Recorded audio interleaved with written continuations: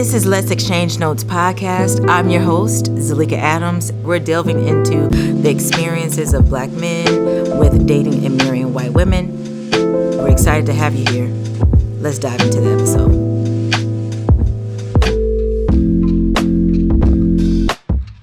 I'm Zalika Adams. I'm a journalist, a free thinker, and constantly a person who asks why. And I'm your host of Let's Exchange Notes podcast. The Let's Exchange Notes podcast will delve into many of topics, but our first series is Removing the Chip series. I have been sitting down with Black men to talk to them about their experiences with marrying, dating white women or women who are not Black. And so it's been a fantastic journey. One I'll delve into here in a little bit at the end of this clip, but it's been an interesting journey and one that has been very, very eye-opening. Let's Exchange Notes is a cutting-edge podcast where we want to connect the guest with the audiences on many of topics and thought-provoking topics. That's the key. We're based in integrity, communication, and we want to let the audience know that it's not simply about understanding or at returning the question, but asking the question to understand, not simply respond. That is very important to us. And you may say, what do you mean by that? I was raised by baby boomers, and my mother and grandmother, I remember them always saying that you want to be very careful and very weary of a Black man who has always dated and given his time, love, and effort and energy to white women. My father never really had much to say about it, but it was definitely those two. Now, the thing with baby boomers, though, you would hear the lesson and you wouldn't necessarily get a why, but why leads to understanding. And so I said yes so many years later to that very Black man. And you may say, and pause and wait and say, wait a second, Zalika, why would you do such a thing if your mother and grandmother had told you to be wary of that? And I think the best answer to that is just to simply love and to be loved, because that is why we're here. And so after that initial date, it was very clear that we were going to start dating, and we did just that. And it was fantastic. So much love. When I say that it was cold outside, but warm inside, sitting in front of the fireplace, phones to the side, tablets off, TV off, and just delving into one another's past, present, and future. It was just a beautiful thing. Love languages were definitely being spoken, and I do think that he was a different type of man for me, and that was very intriguing for me. As time moved on, it was unbeknownst to me that he was having feelings of resentment and feeling unlovable and unworthy of said love. So one night he set me down to explain some horrible and horrid and traumatic experiences in his life. I'm going to pause in the story for a second, because you may say, oh my God, what are those things? Well, I'm not at liberty to discuss his story at this point in time, because not everybody wants you to tell their story. But our stories do collide, but I want to just simply tell mine. And so I won't delve into it because I'm not at liberty to say. But there are a lot of traumatic things that can happen in people's lives. So just think of any of those million things. And I was shocked. And I knew that we should have been working through it. And I wanted to bring it back up again. And I never got around to it. And so now we're at January 31st, New Year's Eve. And I say to myself, okay, if he does not answer the phone, I'm going to go over to his house. And he didn't answer the phone. And so I did go over. And I walked into a traumatic experience. And again, I pause here because this is where his story picks up. And I won't say what I saw, but if you can think of anything traumatic to the eye, that's what this was. So that could be, again, a million things. And once the new year rolled in, it was very evident to me that we would need to separate, but not necessarily in a I hate you, you hate me break up. But it did become evident that he needed to work on himself because, as we know, you're not going to be good for anybody if you have not worked on yourself. The best relationships happen when two healed people come together, healed, and then you come together. And then you understand your worth as well. And it didn't happen like that, unfortunately. It was a lot of anger, and he ended the relationship. Now, I don't think that the ending of the relationship was such the problem as it was the aftermath, the mean things that were said.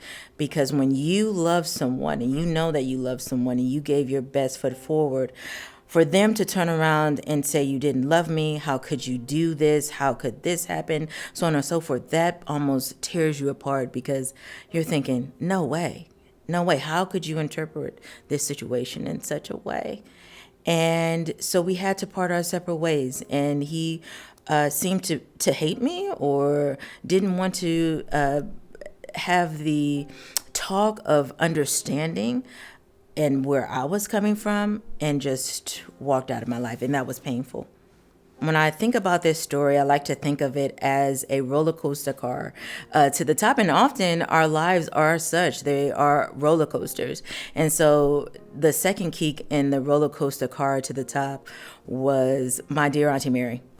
I thank God for Auntie Mary because I needed her in that time of a lot of questioning and a lot of soul searching. Why did this happen to me? Why didn't he do this or behave in this manner when he was with white women? Can a black man who, quote unquote, hates his black mother ever be in a loving relationship with a black woman? All of these questions were being asked. And my Auntie Mary, again, who is a baby boomer, she said, okay, niece, I had a feeling that it may not work when his ex-girlfriend came back to pick up her dog. But please allow me the space and time to explain to you what I saw. I really, really wanted it to work for you, but we saw something very different in the 60s and the 70s. And so I allowed her the space to explain, and so she went on to do so. And she said in 1967, when Guess Who's Coming to Dinner premiered with Sidney Poitier and Katharine Hepburn, it was like the floodgates opened. And she said the black men in the neighborhood is like they lost their minds, niece. If he was a prominent black man in the neighborhood, let's just say he owned a corner store or a laundromat or a mechanic shop, or he was a black man who was able to have the opportunity to go to college. He was going home and divorcing his black wife and then going on to marry and date white women. And all that was left for us were the drunks and the drug addicts. And really, what do you say to that? But Auntie Mary would be right in her timing, because in 1967, Loving versus Virginia, which was the landmark U.S. Supreme Court decision to say that interracial relations, the ban on interracial marriages, was impeding on the 14th Amendment. And so that was passed earlier in the year or mid-year, and so she would be correct. Another thing that we also talked about was Eartha Kitt. And I did get an opportunity to get a copy of her book, Confessions of a Sex Kitten. And within the book, she explains that she wanted to marry and date a black men. However, they were taken by white women.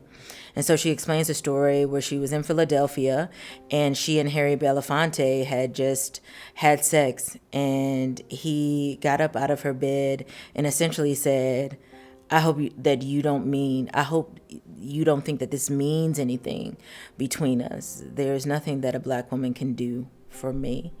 And essentially, he was saying that in order for a black man to make it, a white woman needs to be on his arm. And maybe we're still dealing with a little bit of that line of thinking and that theory. And we'll delve into it as this podcast continues to grow. I would be very, very interested of those prominent black men who have married or dated white women. Is this their line of thinking? And again, it's not to try to hurt anyone's feelings. It is simply try to understand. We're just simply asking why. And Auntie Mary, though, she was there for me during the breakup, and it is still there for me in times of need, and I'm very grateful. The next kink was a conversation with one of my good friends, KP, and I just affectionately call her KP as those are her initials. And before I talk about her and our conversations, let me lay the groundwork. It was during a time where I had spent roughly 2.5 years of really delving into my traumatic experience with my ex-boyfriend. And I had really taken the time to say, okay, let me delve into myself. Let me work on my own character. Let me heal within. So then I can be prepared for whoever may come next. And so I did just that. And this was around the time that I remember kind of opening my eyes again to even looking at men in a fashion that I would want to date. And so I was saying to her one particular night, I said, there's a new celebrity on the scene, and I, named him, and I sent her a couple of pictures. And I said, I like him. I like him, KP. I like his look, but also, too, I like his brain, his ability. He just seems like a really deep person, an affectionate person. That's the type of man I would like to marry, I said to KP. She's like, oh, okay. And this is a black man who has a widespread nose and full lips. And so when we started talking about him, we then realized that it had come to pass that, or had been revealed that he dates white women. And so I said, oh man, KP, doggone it. And so then I asked her, do you think that unresolved boyhood trauma, being made fun of for features beyond his control. Again, we're talking about a widespread nose or full lips. And when we're talking about being made fun of for features beyond the control, it could be anything. Dark skin, beautiful mahogany skin, ears that stick out, full nose, full lips, whatever you may have it, kinky hair, so on and so forth. And I said, do you think that that can lead to wanting to assimilate into white culture? And very simply, she said, yes. And I said, oh, okay. And we finished up the conversation about him. And later on, I was thinking, well, I cannot ask a black woman, perhaps the person who should answer this question is a black man. And so I did. Is that Mr. President? Mr. President.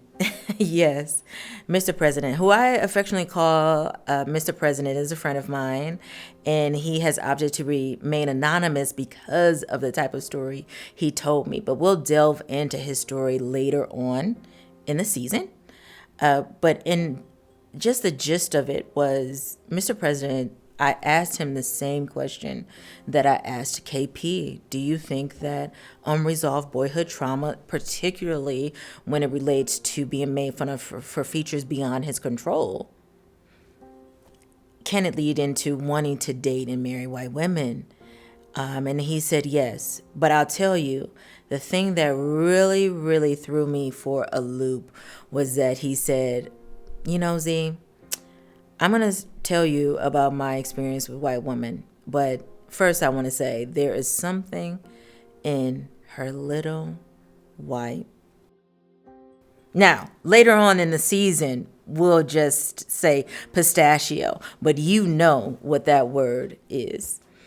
And that threw me for a loop because I've never been dealt with that type of honesty as long as I've been asking these questions.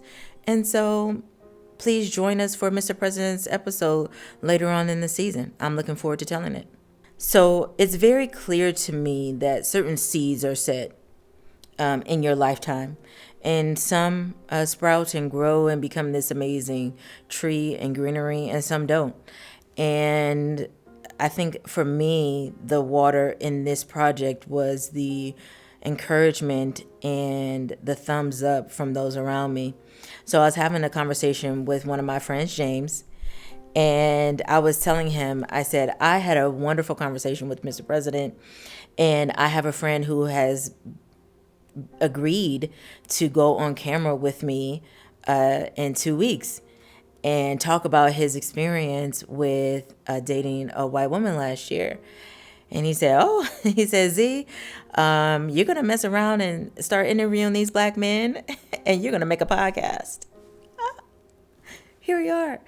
And so then it became very clear to me that maybe I shouldn't be the only one to hold on to this information. I think it's great information because we've never really explored the black man's side, at least not in length. We've talked about this topic a lot. It's probably been a topic for 500 years, right? But we haven't delved into it in this manner. And then also, too, starting from the black man's point of view, which is very interesting to me. Like I said, delving into his vulnerability was really key here because he's never been exposed in such a manner. And so I'm very grateful for James for even putting that nugget in my head to realize that this is something that I could do. I could really, really reach my dream of being a journalist, which is what I went to school for, with this topic. So then we talk about the why this came about. It was the questions. When I was going through this repairing and restoration phase, it was the questions of why did this happen? You know, what if I were to have a black son one day? How would I be able to treat him in a way where he feels recognized, where he feels affirmed? Did this happen because that didn't happen to my ex? And there's so many questions that just went down the rabbit hole, and really, the only way that we can answer them is ask the people who experience them, which are black men. And so then that came about. Well, one of the other goals here for this series is for the black man and woman to create open dialogue and a healthy open dialogue. Remember, the key here is to listen, to understand, not to simply respond. And so if we can talk about this issue or this thing that we are experiencing in a manner that is classy and with integrity, that will be fantastic. Removing the chip series. I cover up the chip on my shoulder, you cover up the chip on your shoulder in regards to this specific topic, and we have a conversation. Removing the chip series. My marketing director, who's behind the camera, Michelle, she reminded me about what it meant to pull this together. I want to be very clear. This was no easy feat. It's very interesting because I've been calling everybody and saying, you were so supportive when I said I wanted to turn this into a podcast, but no one ever said it was going to be cheap, and no one ever said it was going to be easy.